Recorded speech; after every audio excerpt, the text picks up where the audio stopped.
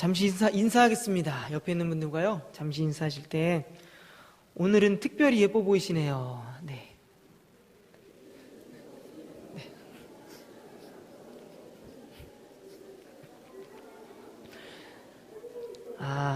네. 네.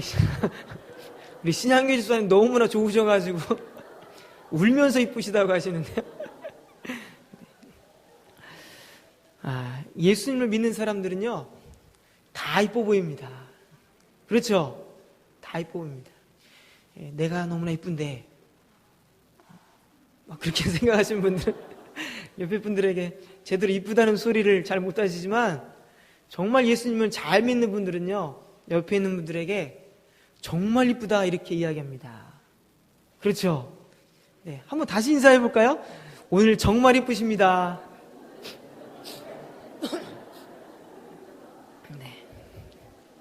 네, 그래도 시계에서 인사 안 하신 분들이 있어요.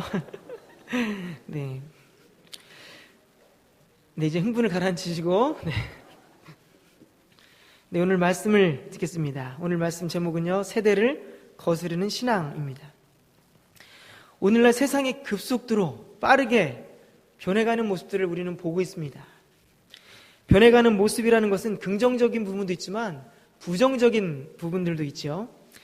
인생 경험이 없는 대여섯 살 아이들이 말세야 말세, 세상에 도대체 어떻게 되려고 그러나, 이대로 가다가는 큰일 나겠어 라고 이야기하면 많은 분들이 배꼽을 잡고 웃겠죠. 아이들에게는 그럴 만한 시간도 경험도 없습니다. 지금 세상에서 아이들이 보고 듣고 경험하는 많은 일들이 자연스럽게 아이들의 삶과 함께 동화되어 가고 있습니다. 그렇기 때문에 세상이 원래 그런 거 아닌가? 아이들은 그렇게 습득을 하게 되죠. 그렇지만 60, 70년의 인생을 살아가신 분들은 이제 제 나이만 해도 이제 아이들이 당연하다 여기는 것을 보면서 예전에 내가 살아왔던 수십 년 전의 과거와 현재가 많이 달라졌음을 우리는 알게 됩니다.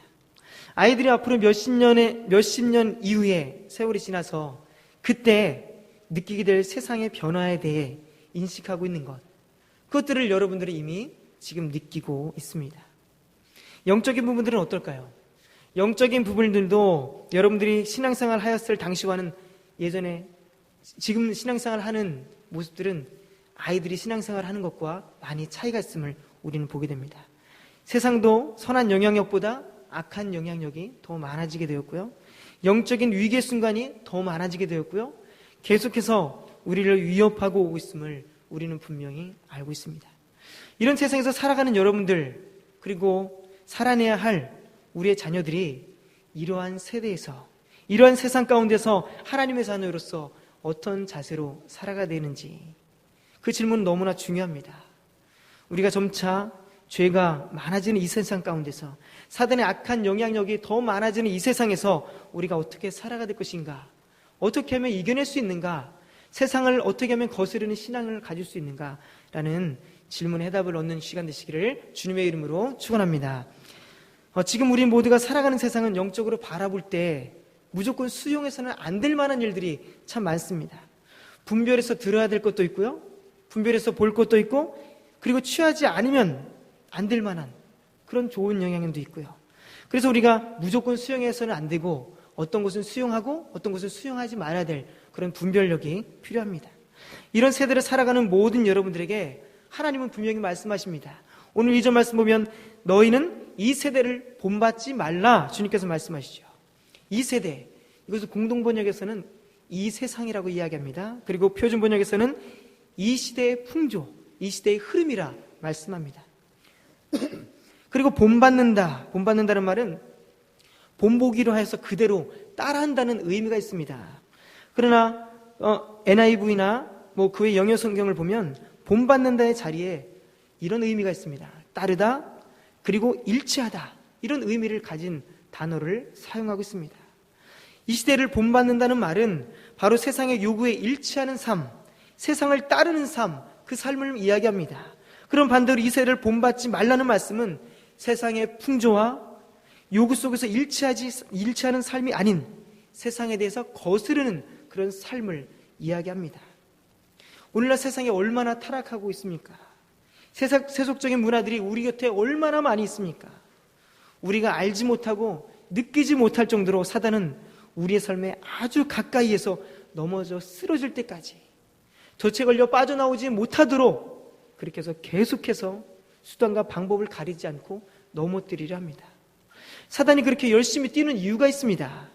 야고보서 4장 4절 말씀 보면 간음한 여인들아 세상과 벗이 된 것이 하나님과 원수됨을 알지 못하느냐 그런즉 누구든지 세상과 벗이 되고자 하는 자는 스스로 하나님과 원수되는 것이니라 라고 말씀하고 있습니다.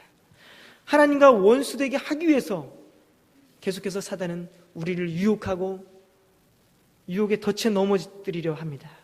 그래서 죄를 많이 짓게 합니다. 하나님을 실망시키게 합니다. 더 이상 하나님이 기대할 수 없는 지경에 이르도록까지 그렇게 될 지경까지 사단은 계속해서 우리에게 올무를 놓고 넘어뜨리려 합니다.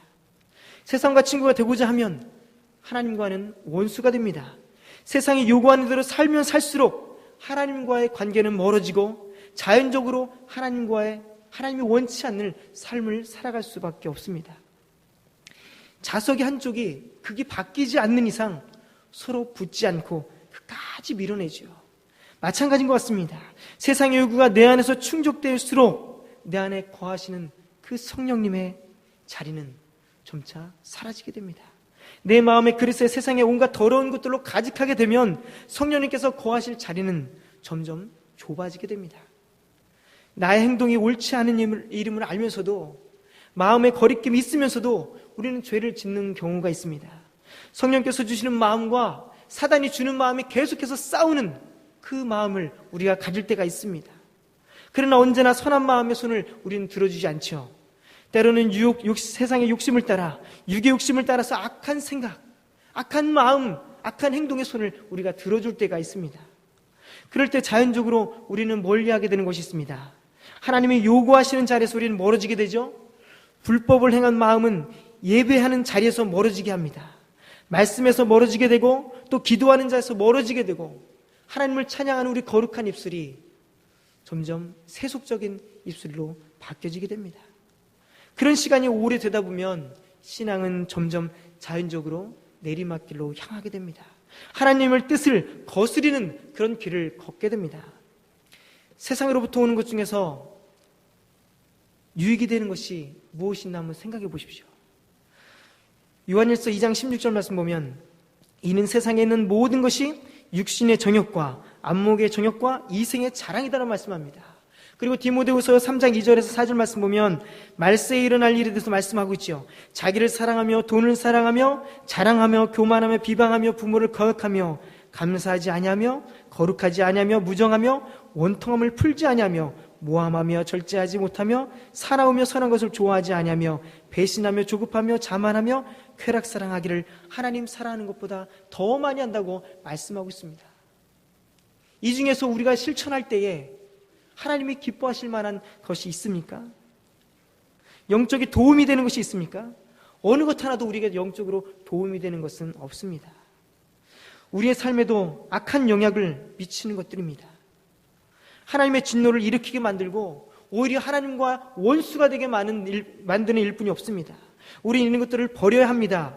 하나님과의 관계가 회복되고 내 영이 살기 위해서는 이런 모든 것들을 잘라내야만 합니다. 오늘날 우리나라뿐만 아니라 세계사회에 큰 문제가 되는 것이 있죠. 바로 동성애 문제죠.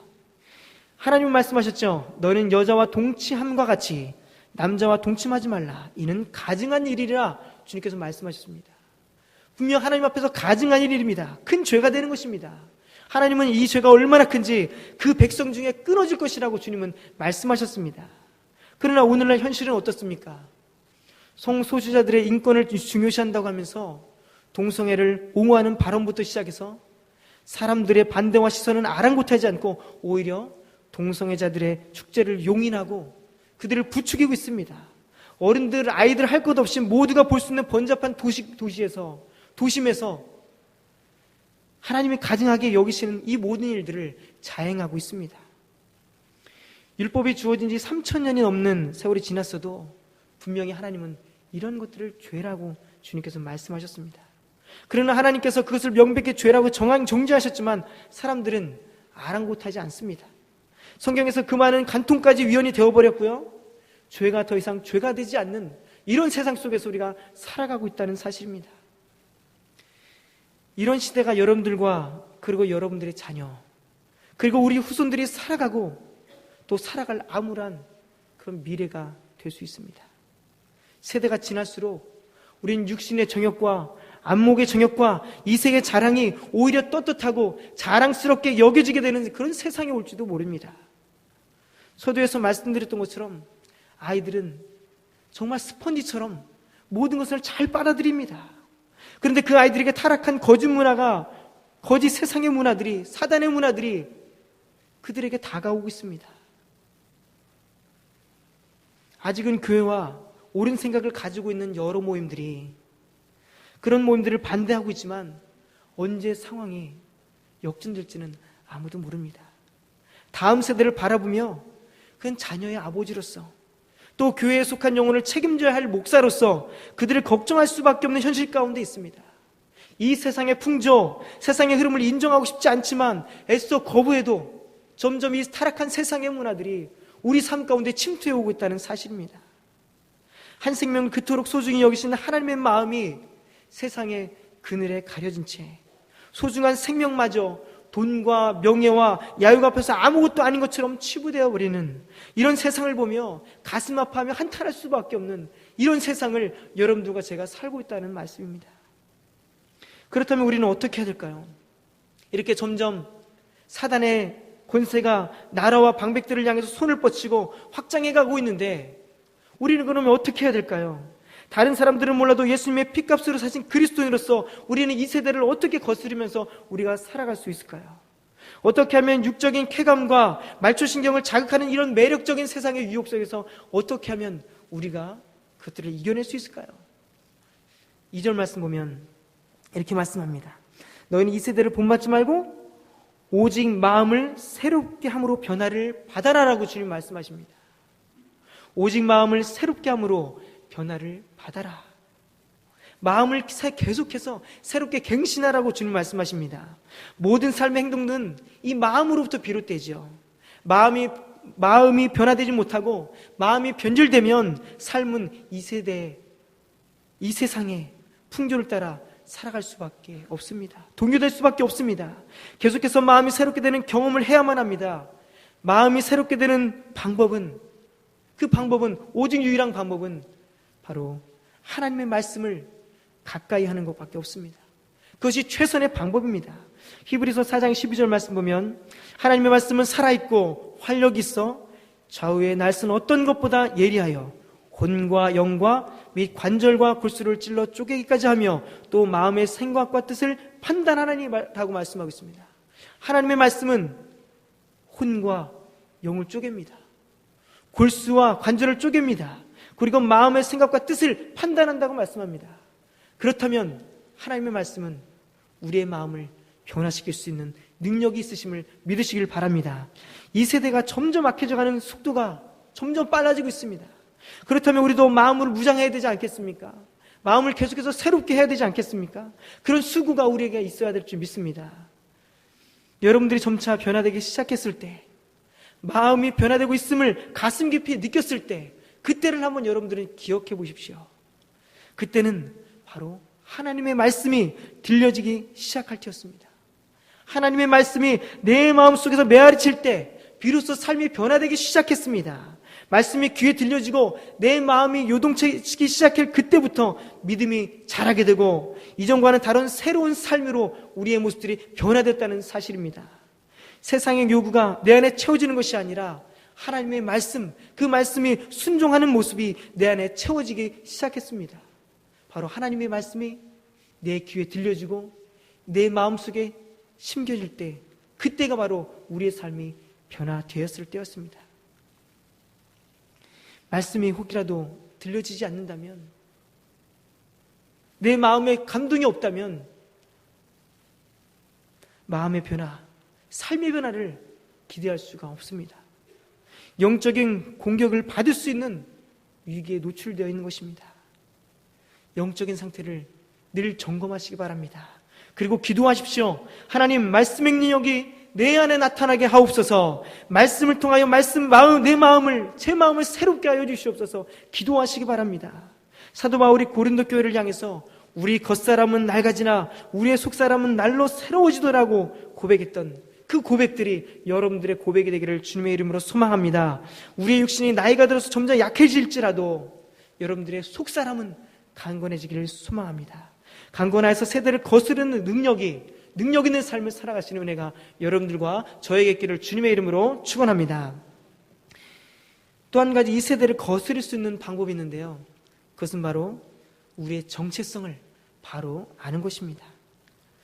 나는 하나님의 거룩한 백성이다 라는 사실을 깨닫는 것입니다. 하나님을 아버지로 고백하고 선택함을 받은 백성의 가장 두드러진 정체성이 무엇이냐면 바로 거룩입니다. 1절 말씀 보면 너희 몸을 하나님이 기뻐하시는 거룩한 산 제물로 드리라 말씀하고 있습니다. 산 제물이라 말씀하지 않습니다. 굳이 산 제물이라 말씀하지 않고 거룩한 산 제물로 드리라 말씀합니다. 거룩이라는 속성은 누구에게나 아무나 소유할 수 있는 속성이 아니죠. 하나님의 자녀 예수 그리스도로 말미암아서 그 은혜를 입은 자들이 바로 거룩할 수 있는 것입니다. 거룩으로 번역된 히브리어는 잘라냄, 분리함 이런 의미를 가지고 있습니다. 세상으로부터 분리되고 세상으로부터 잘려지고 그렇게 구분되어 사는 그런 삶을 말씀하는 것입니다. 사람들이 이야기하죠. 너희만 특별하냐? 너희만 잘났냐? 이런 이야기합니다. 그러나 세상 사람들에게 그런 소리들을 들어도 괜찮습니다. 사람들의 비난의 손가락질을 받는 것보다 거룩함을 나타내는 그 삶이 훨씬 가치 있고 귀하기 때문입니다. 거룩함이 우리의 정체성이라 믿으신다면 내게 손해가 오고 사람들이 고리타분하다고 하고 한심하다고 하고 세상 물정 모르는 사람이라고 할지라도 답답한 사람이라고 조롱할지라도 거룩함 유지하기 위한 최선을 다하는 삶을 살아가시기 바랍니다. 그러나 악이 관영하는 세상에서 우리가 거룩한 삶을 살아가기는 쉽지 않습니다. 여러분들이 지금 경험하고 있습니다. 그럼에도 바라기는 모든 경건의 삶을 통해서 거룩한 삶을 계속해서 유지하시는 그런 은혜가 여러분들의 삶 가운데 있기를 소망합니다. 하나님께 드릴 번제 제물인 소와 양이 다리를 저는 절름발일 수 없었습니다. 한쪽 눈이 성치 못한 애꾸일 수 없었습니다. 찢겨진 상처가 있는 것, 어떤 흠도 있는 것도 하나님의 온전한 제물이 될 수 없었습니다. 하나님이 받으시기에 향기로운 제물이 될 수 없었습니다. 산 제물인 여러분들은 흠이 없는 온전한 제물이 되셔서 하나님이 기뻐 받으시는 거룩한 향기로운 제물, 하나님이 받으실 만한 귀한 제물이 되시는 은혜가 있으시길 바랍니다. 하나님 앞에 나아가는 자가 거룩한 모습을 상실한다면 하나님은 그 제물을 받지 않으십니다. 예수 그리스도를 통해서 하나님 앞에 나아갈 수 있는 은혜를 우리가 얻게 되었다고 자만하지 않고 그 은혜로 말미암아 하나님 앞에 온전히 설 수 있고 거룩한 제사를 드릴 수 있다는 자격이 우리에게 주어졌음을 인하여 늘 감사하시는 생활을 하시기를 바랍니다. 그리스도인의 생명과도 같은 거룩, 그 정체성을 늘 마음에 간직하시고 살아가시는 은혜가 있으시기를 바랍니다. 요한계시록 보면 예수님과 함께 서 있던 14만 4천 명, 그들을 이렇게 이야기합니다. 그들의 입에는 거짓말이 없고 흠이 없는 자들이라 라고 이야기합니다. 베드로전서 1장 15절에서 16절 말씀 보면 오직 너희를 부르신 거룩한 이처럼 너희도 모든 행실에 거룩한 자가 되라. 기록하실 때 내가 거룩하니 너희도 거룩할지어다 라고 말씀하십니다. 하나님은 계속해서 여러분들과 저를 향해 거룩한 삶을 살라 말씀하십니다. 모든 행실에 거룩한 자가 되라 주님은 말씀하십니다. 그리고 거룩한 산 제물로 너희 몸을 드리라 주님은 말씀하십니다. 거룩을 지향하는 삶만이 세대를 거스릴 수 있음을 믿으시길 바랍니다. 세대를 거스릴 수 있는 자, 거룩한 자들만이 주님과 함께하는 영광을 누릴 수 있음을 기억하시기 바랍니다. 결단하십시오. 아직도 하나님과 세상의 양다리를 걸치고 있는 모습이 있다면 오늘 이 시간 회개하시고 세상의 발을 떼시기 바랍니다. 거룩한 생활을 하지 못하도록 만드는 우리의 습관이 있다면, 우리의 중독성 있는 문제가 있다면 그것들을 이 시간 모두 주님 앞에 내어놓기를 바랍니다. 말씀으로 마음을 새롭게 하십시오. 말씀으로 하나님의 능력 있는 군사가 되십시오. 세대를 거스르는 믿음의 용사가 되십시오. 그러므로 말미암아 하나님을 기쁘시게 하고 하나님의 뜻을 온전히 이루는 은혜가 여러분들과 저의 삶 가운데 가득하시기를 주님의 이름으로 축원합니다. 기도하시겠습니다.